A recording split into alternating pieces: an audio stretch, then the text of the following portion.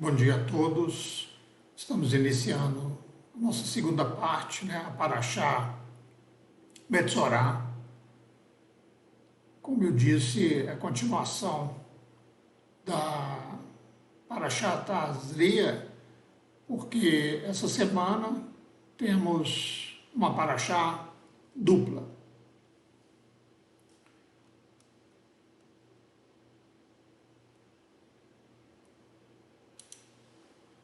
Nessa Parashá, nós estaremos estudando sobre a chamada lepra. Essa palavra foi traduzida erroneamente como lepra, mas na realidade essa doença de pele não tem semelhança nenhuma com qualquer moléstia transmitida pelo contato pessoal normal. Ao contrário, Tsaraat é a manifestação física de uma doença espiritual, uma punição mesmo enviada por Deus, principalmente pelo pecado da maledicência, entre outras transgressões, e também por um comportamento antissocial.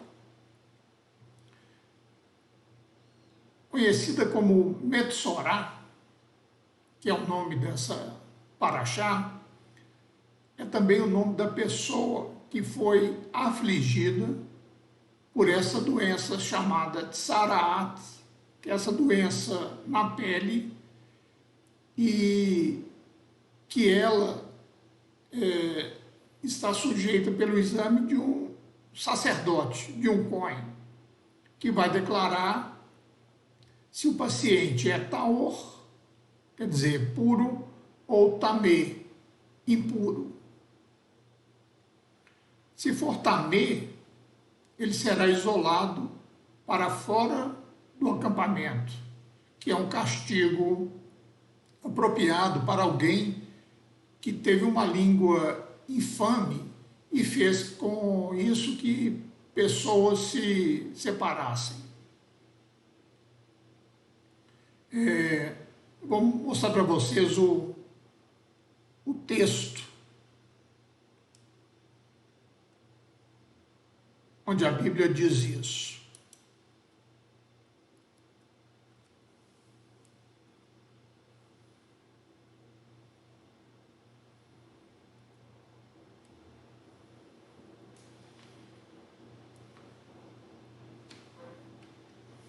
Falou mais Yahvé a Moshe e a Aaron em Levítico 13, 1:4, dizendo: quando um homem tiver na pele da sua carne inchação ou pústula, ou mancha lustrosa na pele de sua carne como praga da lepra, então será levado a Aaron, o sacerdote, ou a um de seus filhos, sacerdotes.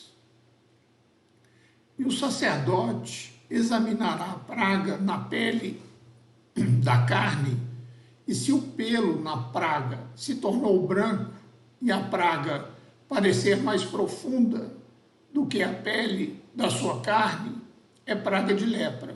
O sacerdote o examinará e o declarará impuro. Mas se a mancha na pele de sua carne for branca e não parecer mais profunda do que a pele, e o pelo não se tornou branco, então o sacerdote encerrará o que tem a praga por 7 dias, como diz Levítico 13, 1, 4.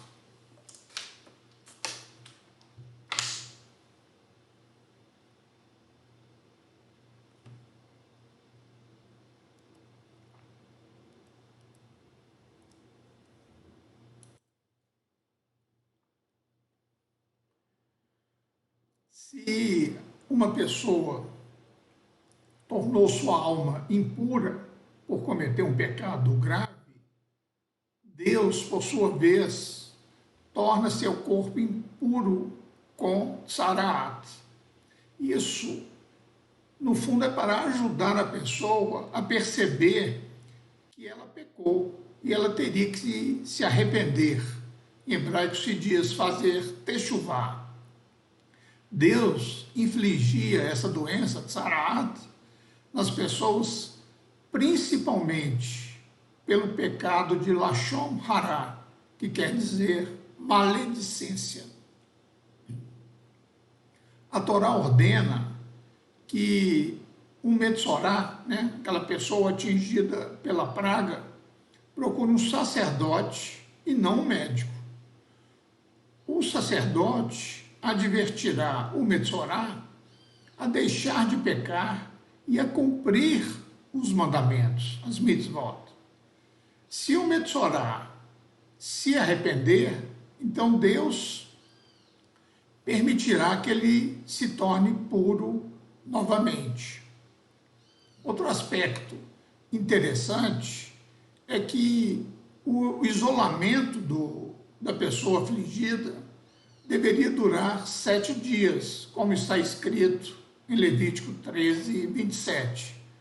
O 7 na Escritura deve ser entendido como um número de totalidade, como algo que teve o seu início e também tem o seu fim. No caso do Metsorá, ele teria 7 dias para que a enfermidade regredisse, e então ele seria declarado limpo, ou não, caso fosse constatado que realmente era enfermidade Tzaraat. Seria como a abertura e o fechamento de um ciclo que determinaria o que realmente deveria ser feito àquela pessoa. Segundo a tradição, a causa da Tzaraat está na língua. O caluniador é mais culpado que o assassino, pois o assassino mata apenas uma pessoa e o caluniador mata 3. Ele mesmo, quem dá ouvidos a ele e o caluniado. Mesmo quando não se crê totalmente naquilo que o caluniador disse, alguma coisa fica na memória contra aquela vítima. A má língua foi comparada a uma flecha, não a uma espada, pois ela mata de longe, mesmo de longe ela mata. O caluniador pode estar em um país e a quem ele pratica Lashon Hará está em outro país que ele é atingido. Essas paraxás que vimos ontem e hoje, Tazria e Metsorá, são sobre essa condição chamada Tzaraat, que às vezes é traduzida como lepra. Mas os comentaristas, os sábios, eles ficaram intrigados por que ela recebia tanto destaque na Torá. Eles concluíram que era precisamente porque era uma punição para Lashon Hará, maledicência. A evidência disso é a história de Miriam, que está lá em Números 12, que falou um pouco sobre o seu irmão Moisés, ela diz, por causa da esposa etíope que ele havia tomado. E o próprio Deus sentiu-se obrigado a defender a honra de Moisés e, como punição, deixou Miriam leprosa. Moisés orou para que Deus a curasse. Deus aliviou a punição para 7 dias, reduziu o período, mas não a anulou completamente. Isso não era um assunto menor, porque Moisés o destaca entre os ensinamentos que dá a próxima geração. Deixa eu mostrar para vocês aqui o versículo.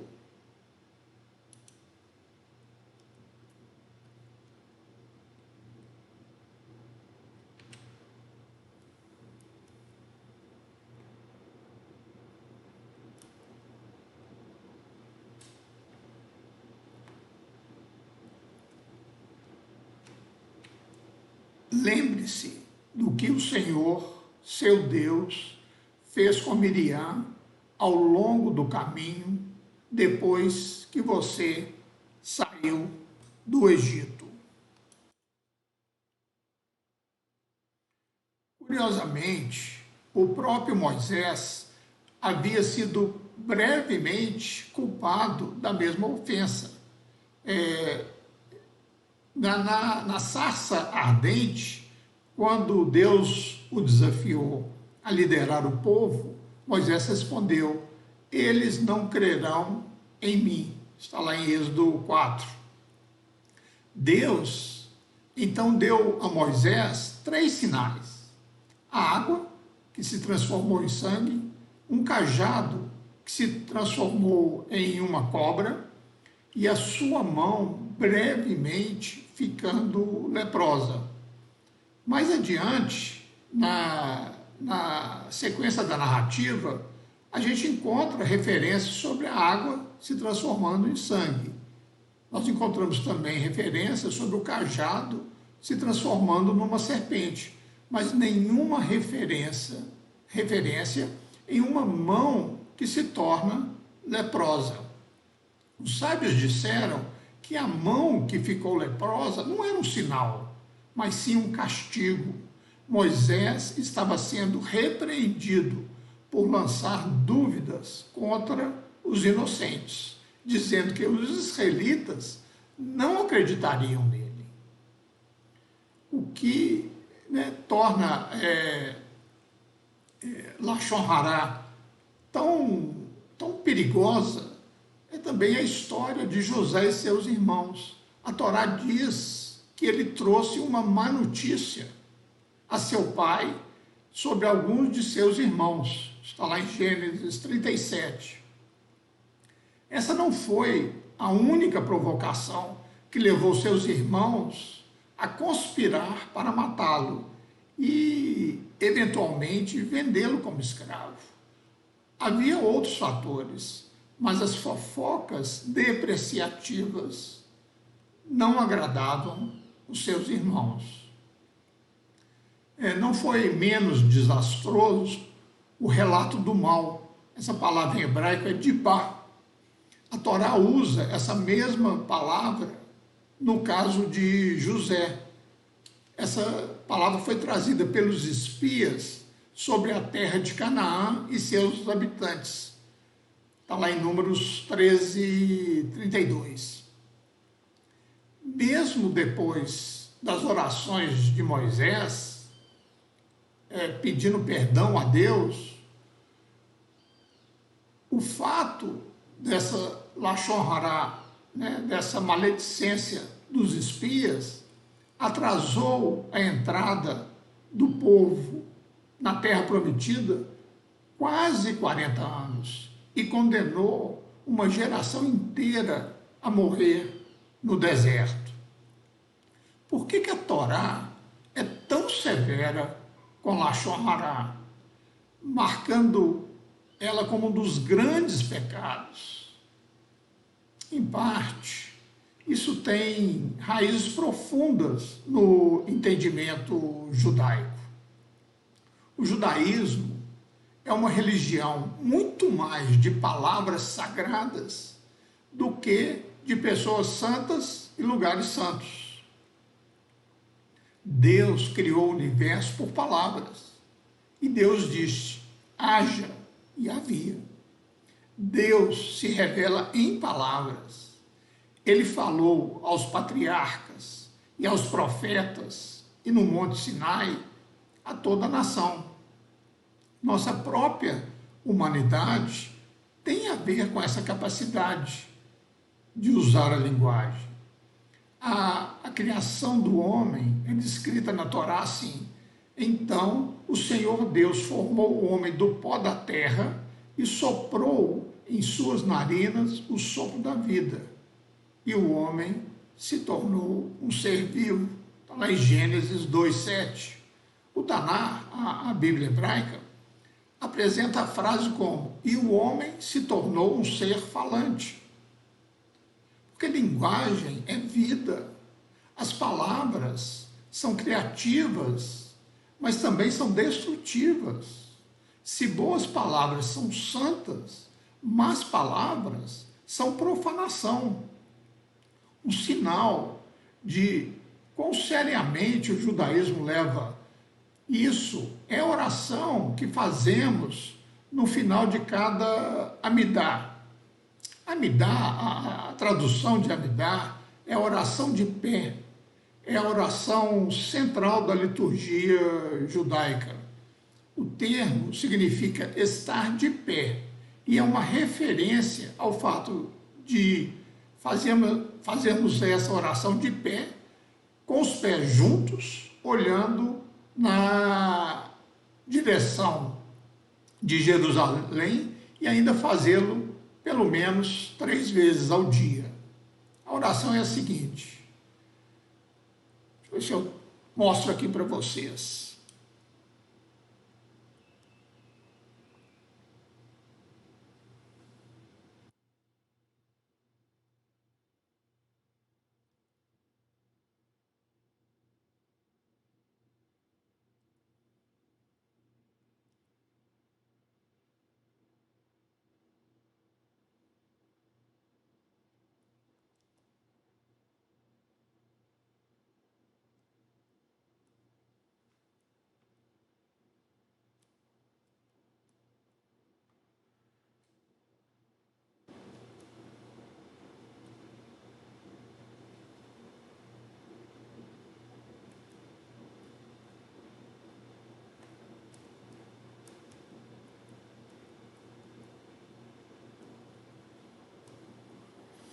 Meu Deus, guarde minha língua do mal e meus lábios do discurso enganoso.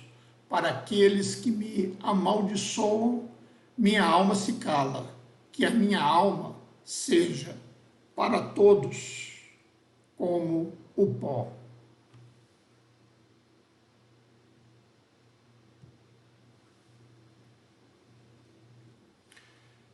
Tendo orado a Deus no início da Amidá, para Deus abrir os lábios, para que minha boca possa declarar o seu louvor, a gente ora no final para Deus nos ajudar a fechar os nossos lábios, para que não falemos mal dos outros e nem reagimos quando os outros falam mal de nós.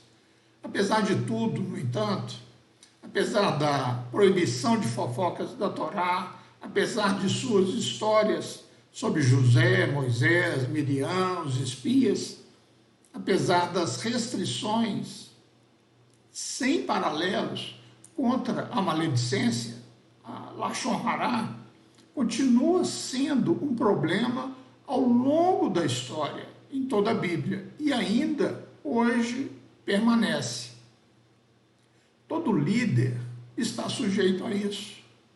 Os sábios disseram que quando Moisés deixava a tenda de manhã cedo, as pessoas diziam: veja, ele hoje teve uma briga com sua esposa.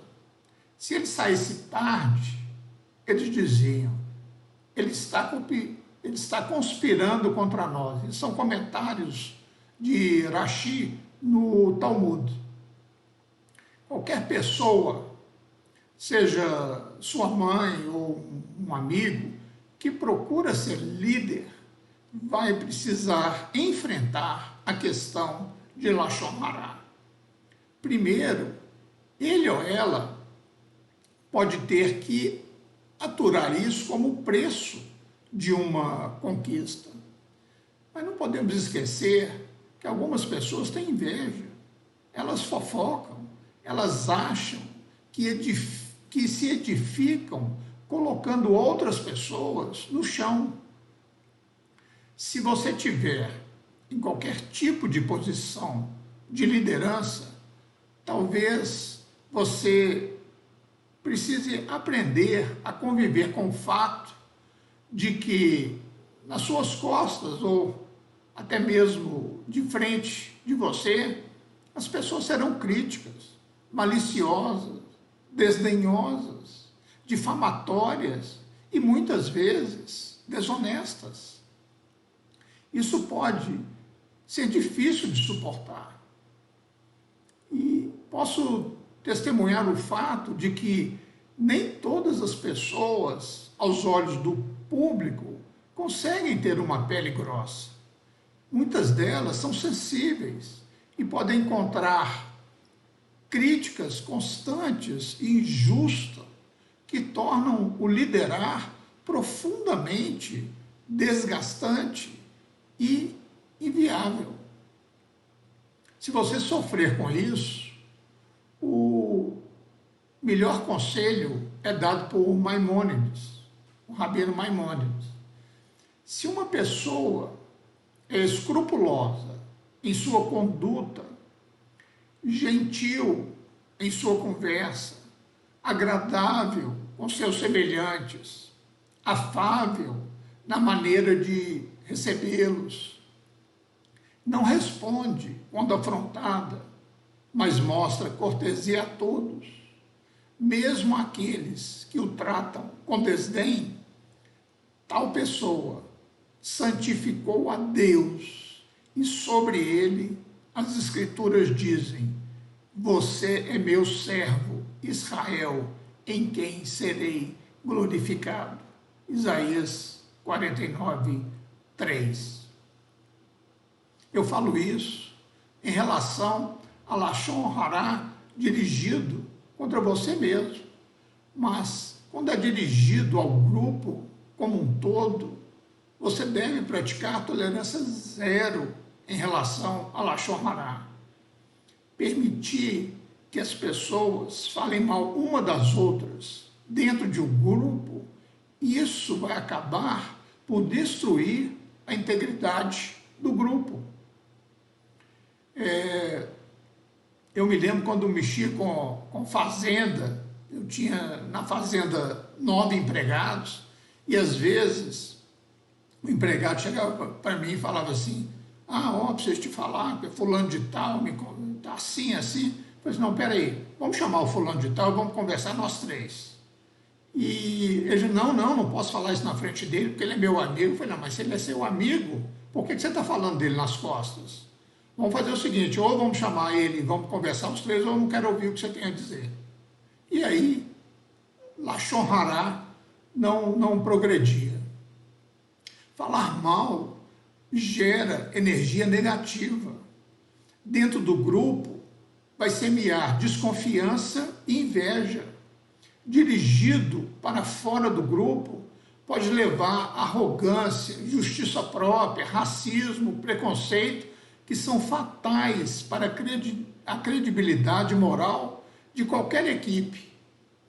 Quer você seja ou não o líder do grupo, você deve educadamente deixar claro que esse tipo de discurso não terá lugar nas suas conversas. Bloqueie. Não aceite uma pessoa chegar para falar mal de outra. O cyberbullying é a mais recente manifestação de Lashon Hará. Em geral, a internet é o distribuidor mais eficaz desse discurso de ódio já inventado. Não apenas torna a comunicação tão fácil, mas também ignora o encontro pessoal, né? Que muitas vezes a pessoa sentiria vergonha de falar isso frente a frente, mas através das redes sociais ela não tem vergonha nenhuma, ela simplesmente fala. Não existe autocontrole.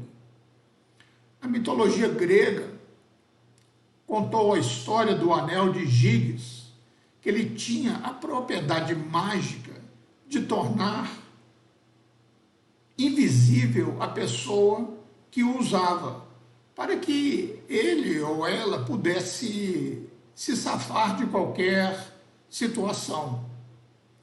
As mídias sociais, que permitem que as pessoas publiquem comentários anônimos ou que as pessoas adotem identidades falsas, estão tão perto quanto aquele que inventou o Anel de Gírias. As histórias de suicídio de adolescentes é um lembrete trágico de como os sábios estavam certos em rejeitar a ideia das pessoas que diziam: as palavras nunca poderão me prejudicar, mas os sábios insistem na ideia contrária, que a maledicência mata. A liberdade de expressão não é uma fala que não custa nada, é um discurso que tem que respeitar a liberdade e a dignidade dos outros. Esqueça isso. Se você esquecer isso, a liberdade de expressão se torna uma coisa muito cara. Tudo isso nos ajuda a entender a ideia bíblica de Tsaraat. A propriedade peculiar de Tsaraat, seja como uma doença de pele, uma descoloração de roupa ou mofo nas paredes de uma casa, é que ela é imediatamente visível. As pessoas se envolvem no Lashon Hará porque, como os usuários do Anel de Gírias, acham que podem se safar, dizendo: não fui eu nunca disse isso, eu não quis dizer isso, eu fui compreendido. A Torá está aqui nos dizendo que o discurso malicioso proferido em privado deve ser acusado em público, e os que se envolvem nele devem ser abertamente envergonhados. Para simplificar como nos comportamos com os outros, Deus se comporta conosco. Não espere que Deus seja gentil com aqueles que são desagradáveis com seus semelhantes e injustos. Por fim, temos um conselho que nos orienta assim, está lá em Deuteronômio 24, 8 e 9. Guarda-te da praga de Tsaraá e tenha grande cuidado de fazer conforme tudo o que te ensinaram os sacerdotes levitas, como lhes tem ordenado. Terás cuidado de o fazer. Lembra-te do que o Eterno, teu Deus, fez a Miriam no caminho quando saíste do Egito. Deixa eu ver se eu mostro esse texto para vocês.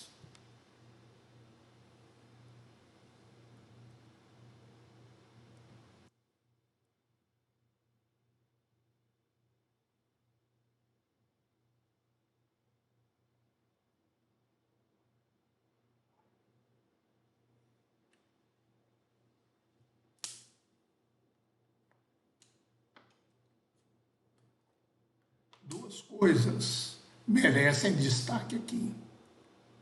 A palavra guarda-te, que nos fala sobre a obediência ao que já foi estabelecido pelo Eterno e transmitido através dos sacerdotes, e também da palavra lembra-te, que nos remete ao passado, na história de Miriam, como um exemplo negativo que não deve ser seguido.